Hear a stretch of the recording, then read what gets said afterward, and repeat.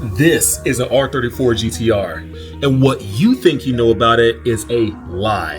When the R34 GT-R debuted in 1999, the manufacturer said that this car produced 276 horsepower and 289 foot-pounds torque. And I'm here to let you know that is not true. Literally, it is so far from the truth. I've done about 8 track days and driven this car about 20,000 kilometers. This car makes more than 276 horsepower, I promise you that. Tonight we hit the dyno. Tonight we find out the truth. Does a stock power R34 GT-R make 276 horsepower? There's only one way to find out.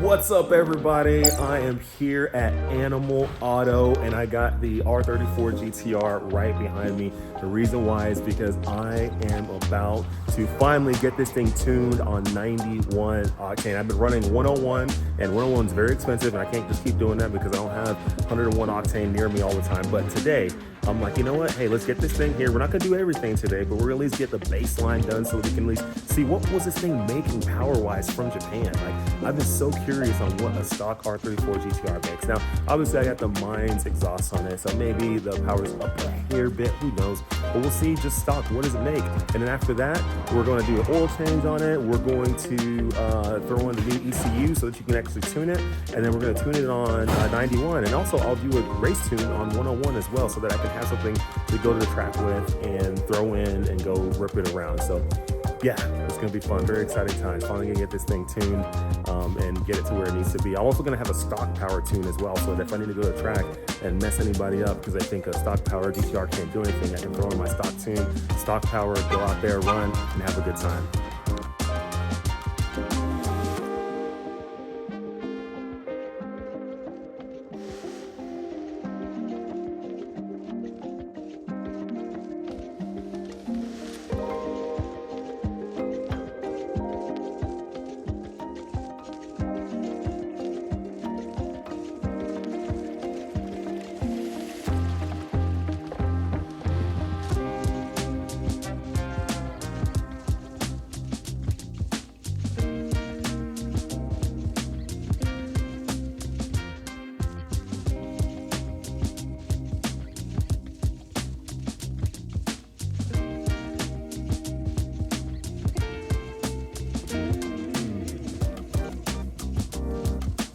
We just got the front wheel drive shaft thing out because you gotta go from all-wheel drive to rear-wheel drive to dyno this thing. It's not like 32 or 33 where you can pull a fuse.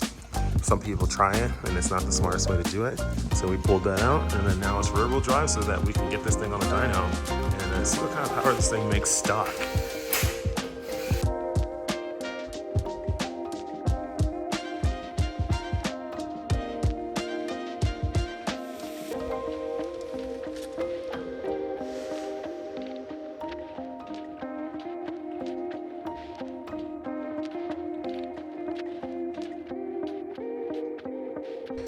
So now we're getting it set up to throw it on the hub dyno. So using these Dyno packs here, they read really well, very good for tuning. It's so much better than Dynojet and all the other crap out there. There's no inertia on the Dyno packs. Like it's a oil-based system with a diaphragm. You can't compress a liquid, right? So there's a pump in here with an iris that will close and open and set like a ramp rate or a steady state load, if you will. And that gives the tuner an ability to check every facet of the tune from 0 throttle to 100% and every RPM in between. So great Dyno packs, a little expensive, but definitely worth every penny. Yeah, I love them. So now we got the Dyno packs with an S on the end on. Car set up, ready to do some baseline pulls. We're gonna see what this thing makes stock. Everything's all hooked up. It's ready to eat. It's ready to go. All right. So with this hub dyno, we're checking in 1-to-1 gearing. 6-speed get rag would be 5th gear. So we're gonna put it in 5th and we're gonna line up our calibration dyno speed, which is 2,000 RPMs. So So I'm gonna put it in 5th gear and line up 2,000 RPMs by going up or down with my dyno. And once we find the rear end ratio, I can control any given RPM that I ask of it, as long as I'm in 5th gear. So let's get started with the calibration, and then after that, it's ready to do a sweep. After the engine warms up a little bit. Boom. Good to go.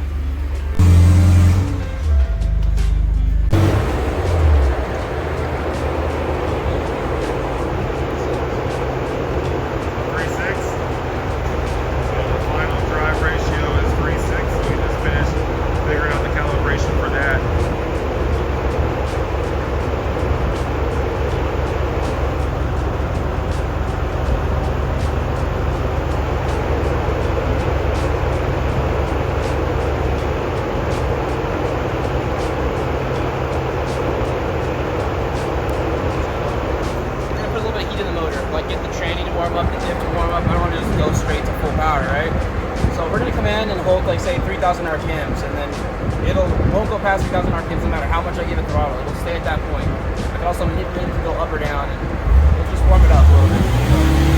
That's 3,000.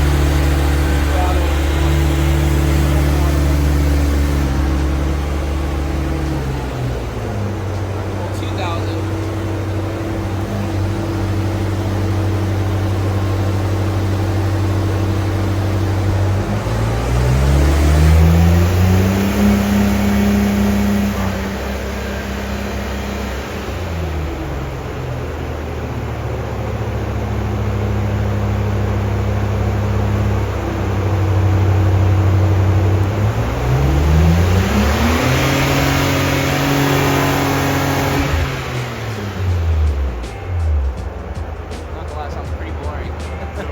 Sounds pretty boring being stock. Yeah, no craziness going on, no single turbo, no nothing. It's just stock as can be. Getting ready for the first pass. The first pass coming up. First pass coming up.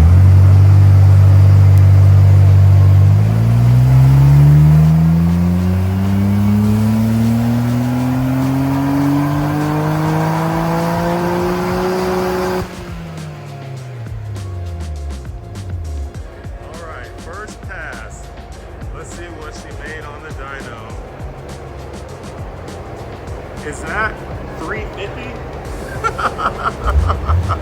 350. Holy crap. Verify that. So what? We need 3 passes to verify. Okay, 3 passes to verify.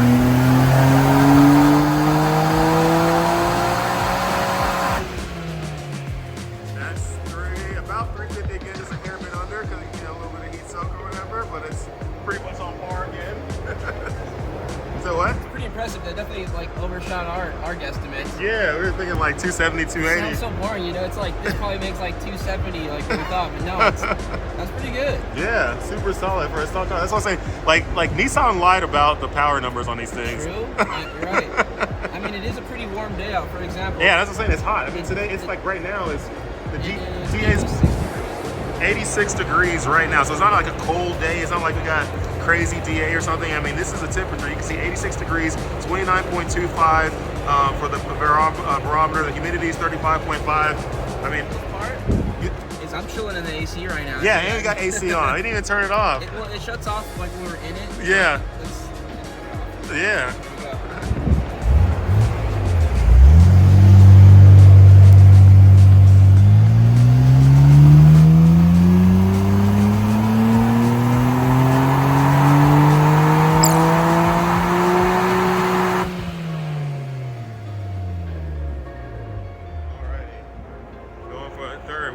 Back to back. You can see the power right there.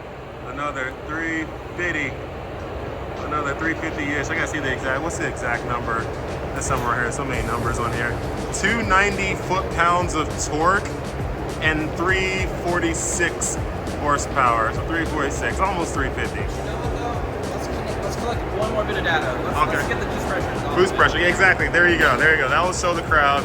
Okay, boost pressure, so nobody thinks we're like up the boost or anything crazy like that. It's proof. And look under the hood. This is stock as can be. Nothing's done to it. Stock twins, stock everything. Stock boost control solenoid. Stock fuel rails, stock injectors, stock everything. Not a single thing done. This thing is stock as can be. Look at that check the boost pressure too. So we're gonna see exactly what kind of boost pressure this thing is making. I'm pretty sure it's like 14 pounds-ish or so, 12 to 14, somewhere in that range. But yeah, that's what it's making. Stock airbox. No airbox change or anything. Stock intakes. Stock. It's the signatures. Yeah, the signatures did it. The mine stuff on it. That's what it is. That's why we have some comparison. And we run the power. We run the test with the hood down. Yes. That's the true numbers. If we pop the hood, we're gonna get a little bit cooler underhood temps, and it's gonna be different. So, how we run it. So on this next pass, on this fourth one, right here's the vacuum, right? It makes a ton of vacuum, by the way. 20 inches of mercury is like a healthy, nice sealing engine. So it's a good motor, Yeah, it's a good solid motor. So we're gonna go ahead and see what the pressure is at bottom throttle. Yeah, we'll see. We'll see what boost it's making.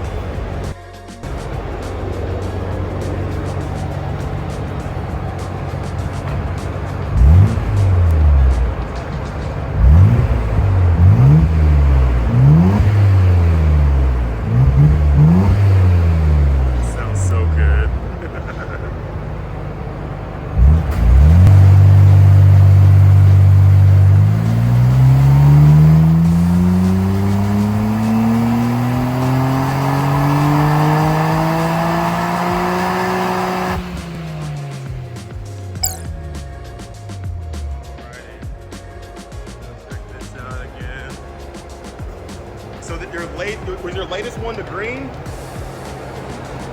So 354. 354 horses.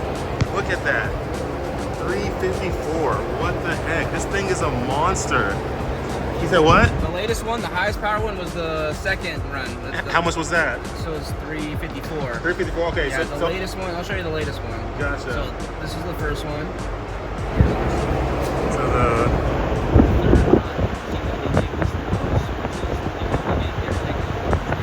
So how much was the third one?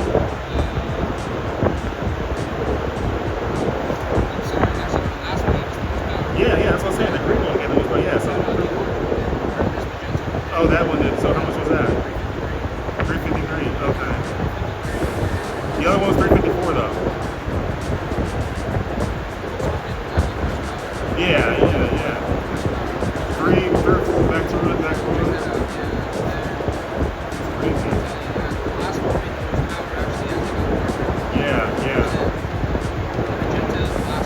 Yeah.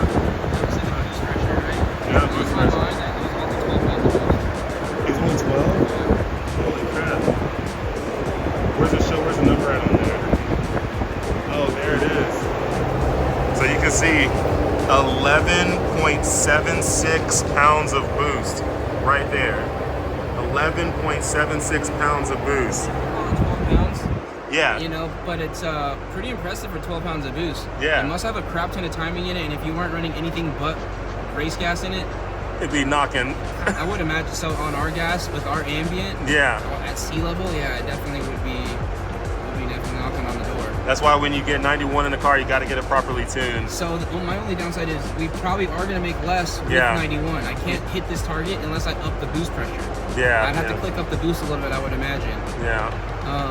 So just trying to manage expectations, you know what I mean? Yeah, for sure. It's just interesting knowing what it made stock. Yeah, I mean, the best thing to do here is to drain it out, to drain out the race gas, put it in the Escalade, and, or go to the Tahoe, Yukon, and go get some 91, you know what I mean? And then run it on 91. Yeah. Unless you want to, actually, we could just drain it out and put it in your tanks. Yeah, that's what, to do the tune, we'll just drain it all out. And, well, actually, no. We're going to do the race tune first on 101. Either or. Huh? Either or. Yeah. Vice versa, however you want to go about it. We can just start with the race gas tune and then go back to 91. Yeah, 91. Yeah, that's what we'll do that. Just to drain and fill. Yeah. And we'll go from there. Yeah, we'll leave it in. Once you get the ECU all installed and all that stuff, we'll do the race tune on that, and then we'll switch to 91. On the race gas, even with the Haltech, we should be seeing the exact same numbers or pretty damn close to it. On pump gas, it'd be pretty advantageous. It's a reach trying to get this power at that boost level on pump gas. I just want it to be safe, that's all. It knows in that much time. Yeah, you know? when I go to the track, I'll just throw race fuel in anyway, so. Right. So, but you'll have those two maps. You'll have your street map, Yep. and then you'll have your ethanol map. Yep. But I do recommend we probably jump up to Elite ECU. That way we just put a keypad and you can select whichever Yeah. right out the fly. I'm down.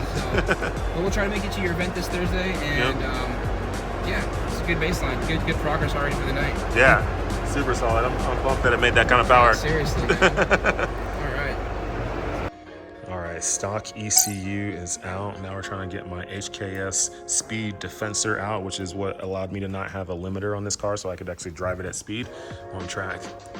But it's kind of wired in there pretty good, so get that thing out of there. But yeah, here's the stock ECU from Hitachi, made in Japan.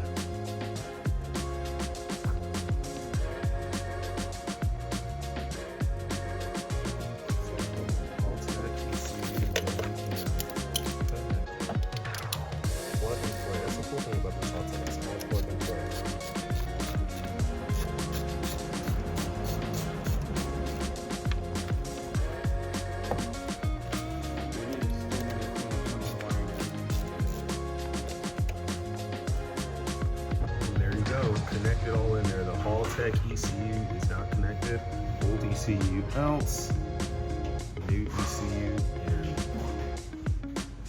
Alright, got this little vacuum line all in there now. So that nice, beautiful black line as you see running all through there. That's all hooked in there. Went all the way to the ECU because you gotta do that so I can read properly.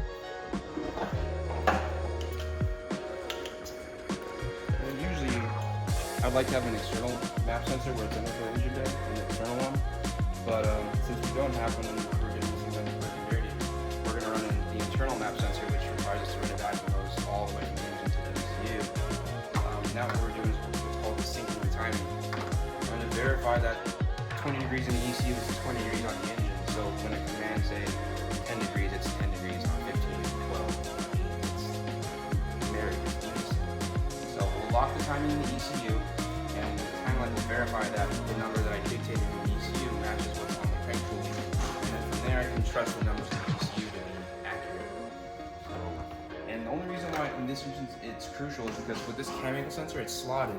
So however the guy that last worked on it could install it this way or that way, it could be a little off.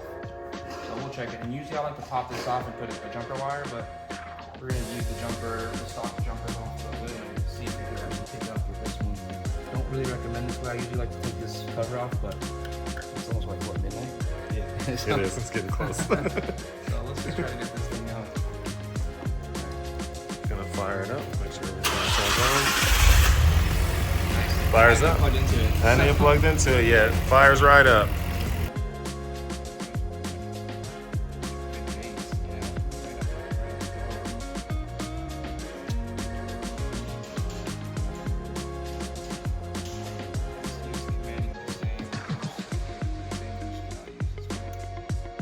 All right, so we pulled off this cover right here so that we could do this properly, so we could sync the timing, and now we got timing properly synced down here.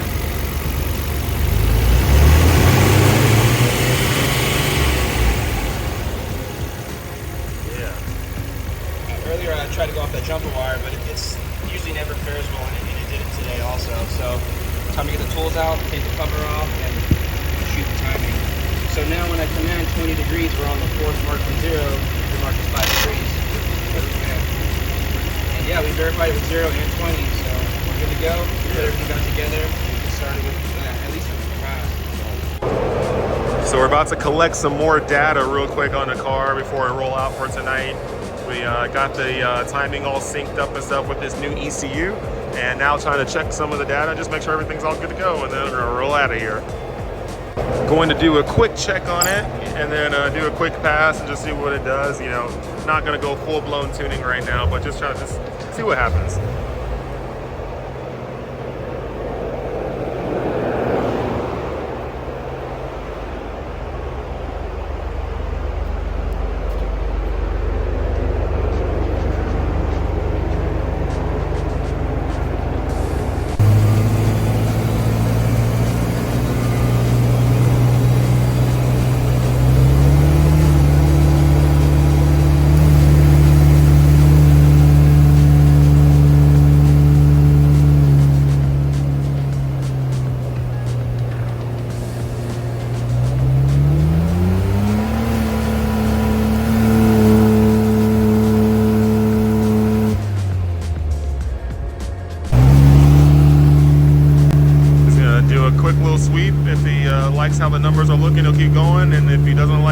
numbers look, they'll stop and we'll just, you know, work on the map, which will require us getting the O2 bung thing in the right place. Right now it's in the back of the tailpipe, but once again, we're not doing the full-blown tune right now. Just checking out some things, seeing how things are.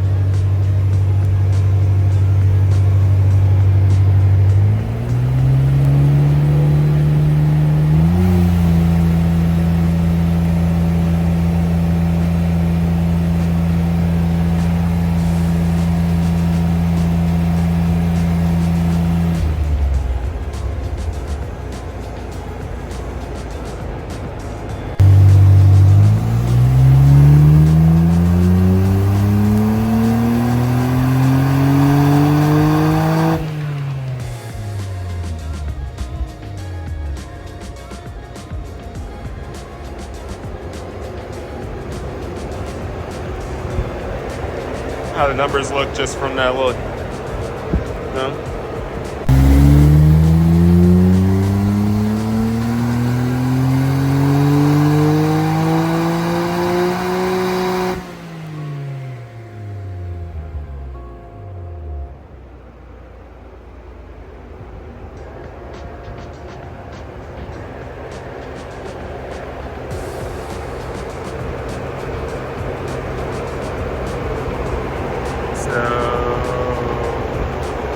First set of numbers right there with that gray line.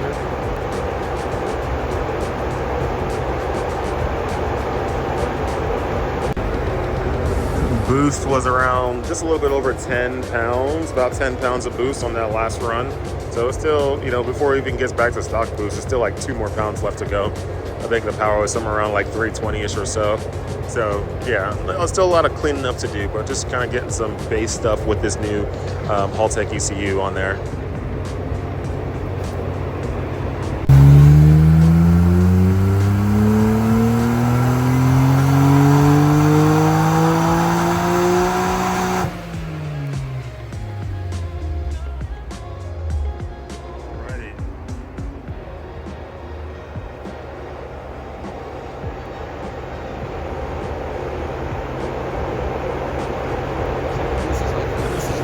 Yeah, boost is lower right now. Wake up the turbo to kind of hit that last target. And that's the goal here.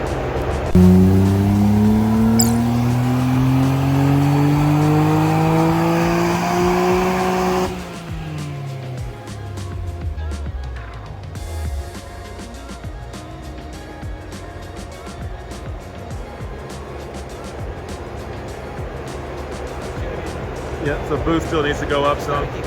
Yeah. Slowly ramping in, but as you're going up, it's bringing the power up and all that stuff. So once boost gets to where it's supposed to be again, we'll be making decent power, with power coming in sooner. Because it looks like that gray line's a new line, so it looks like basically boost is coming in sooner. It's just dropping off because we got to just remap everything the right way. But off by 19 horsepower with the boost still down that much. Yeah, no, I'm curious to see what it all jumps up to once we get the boost right.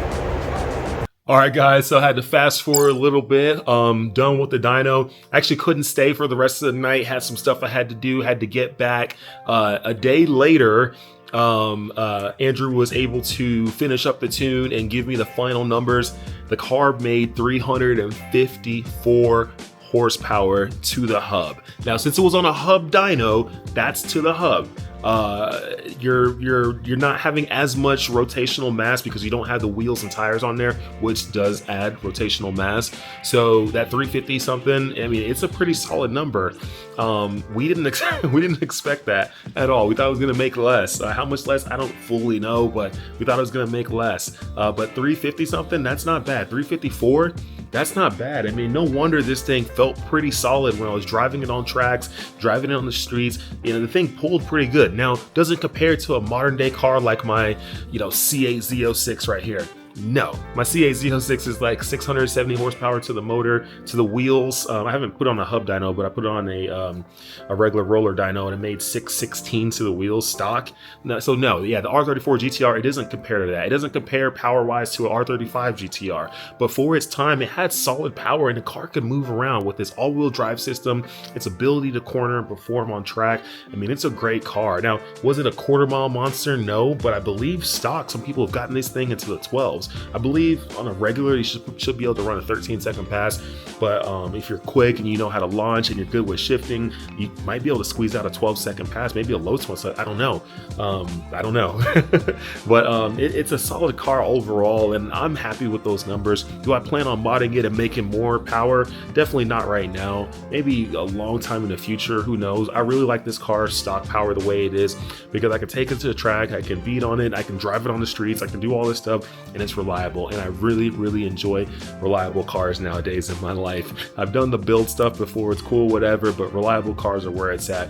Few bolt-ons, cool, whatever, you know, maybe I'll do a little bit of bolt-on stuff as time goes, but honestly, I don't want to do some crazy build. I don't want to go through and just go do 6, 7, 8, 900,000 horsepower. I'm done with that crap.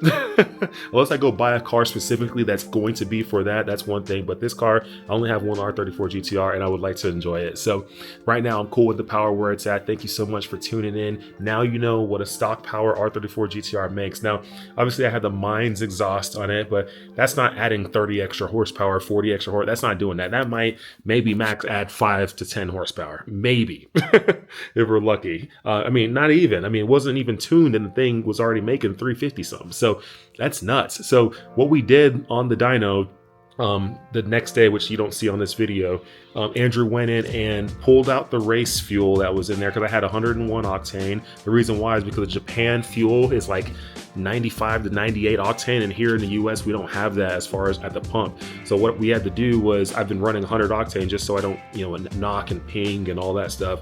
We pulled that out, we put 91 in there and tuned the car for 91 using a Haltech ECU. We tried to get the power up as much as we could. Obviously on 91 octane it does not make as much horsepower as it did stock. Actually, stock with the fuel that you have in Japan, the car makes 350 horsepower, but on 91 here, it's only making like 320-ish. So I definitely have a little bit of a power loss now, but it's all good. I needed something safe and reliable. We did make a secondary tune which matched the original horsepower. So I do have a race tune, which is basically the stock tune of the car, which is 354 horsepower. We pretty much matched the horsepower on that. I have that tune, I can upload it at any point, but I have to put race fuel in it so that I can have the same similar type octane as we do in Japan, and then I can take it to a track and run it on that. So when I go to track days, I'll put the 350 horsepower tune in it. When I'm on the streets, I have like a 320 horsepower tune on it. So that's how we're working it, that's what we're doing, and the car is great. So I look forward to a lot of drives, a lot of track stuff, all that. It's a summer right now, so I'm not doing any track stuff because it's way too hot once I go back to Laguna Seca, but once it cools down, hopefully we'll be able to go run Willow Springs, Button Willow, and all that stuff. So anyways, thanks for tuning in.